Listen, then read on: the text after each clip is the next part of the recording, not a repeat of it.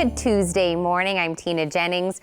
Now, if you've looked at the forecast, you know the cold weather isn't quite leaving us in the near future. So it may seem like that you shouldn't be thinking of spring gardening quite yet, but you might be wrong. Master Gardener Michael Ismail is back with us to show us what we can do now to actually prepare, right? Absolutely. There's actually some things that we can do, and we actually don't have to go sit outside in the cold and do it. Right. Yeah, it's a great opportunity to begin, planning for your spring gardening, and that's something that you can do indoors. And so that's what we're going to talk about today. And there's a lot of good reasons to grow your transplants from seed. We're talking about your vegetables that you're going to start growing in the spring. Your warm weather varieties, you can't plant now. It's too cold. The seeds won't even germinate. Right. However, if you get them started now, then you can plant them as soon as it's warm enough, and then you have a much better chance of getting a good crop before it gets hot. So that's what I was saying. If someone thinks, oh, I shouldn't even be thinking about it, actually right now is the perfect time to be thinking about it. It is, absolutely. Now, you gave me these nifty gloves because I'm assuming we're going to do something, right? Yes, well, I figured, you might as well get your hands dirty. And so I thought you might appreciate that. So this is a seed planting tray. Okay. And this is just one of many varieties that you can use to start your seeds indoors. And so what I brought are some different seeds that we can plant and some soil. Okay. And then we can just kind of get started, and I can talk more about this process. So what you're going to want to do is use some of this soil and start to fill maybe just a couple of rows of this. Now, is the type of soil important? It is actually, yeah. Gardening soil is great for gardens, but we're not at that point yet. At this point, we need to be using a soil that is really meant specifically for starting seeds. And one thing about it is it actually doesn't really have any nutrients in it, and it's also sterile. And that's important because we don't want there to be any pathogen type organisms that might actually cause problems with the plant and cause early onset disease. And so we can accomplish that by using a sterile soil. This right here is a mixture of peat moss and also perlite. The perlite helps to aerate it, and also it allows for good drainage. So this is really just 50% perlite and 50% peat moss. It also has some dolomite lime in it. Peat moss is actually very acidic, and so you can improve that by adding some lime. But you can also use things like coconut coir instead of peat moss. And coconut coir actually, it doesn't have that issue with being too acidic. And then you don't have to add dolomite lime. Well, as I'm doing this, am I supposed to be filling it all the way to up here? Should I be packing it? Yeah, you should pack it in, and also maybe about 1/4 of an inch below the surface. And so you can just kind of press them in there, and you want it to be pretty firm. You don't want there to be too much air around the seeds, because then that can cause some issues.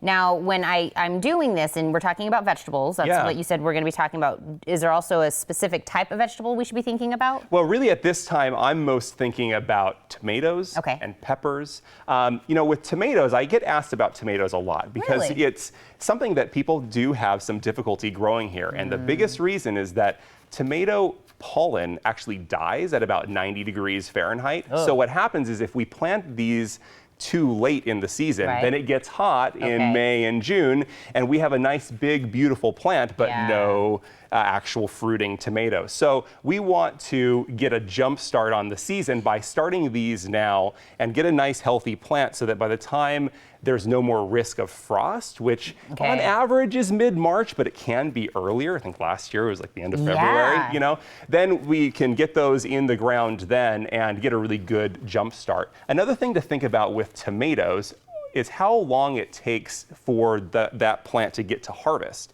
And you'll notice on seed packets like this one, it says right here, days to harvest 57 to 63. That's actually very fast. This is a hybrid, it's called Early Girl, and that's important because if you use a variety like, let's say beefsteak is 80 days, then it gets into that hot season, and you can have trouble and then not actually get anything fruiting. So gardening is kind of like cooking. It's all about timing. Yeah, timing is really important, and so we're getting a head start on that now. And then those usually about 6 weeks after starting them here, you can plant them in the ground, but you can also up pot them So you can start them even earlier, like the beginning of January. I mean, it's okay to start them now or earlier. And then as they start to get, their real true leaves, or what they're called, you can up pot them into something a little bit larger. Okay. So once I get this, I get the soil in there. We've got the right soil, and we've chosen, like you said, some peppers, some tomatoes. Do we just stick the seed in there? Yeah, well, the first thing you want to consider with each variety is how large the seed is. And there's a general rule that we use, and that is to plant it at a depth that is about 2 to 3 times the thickness of the seed.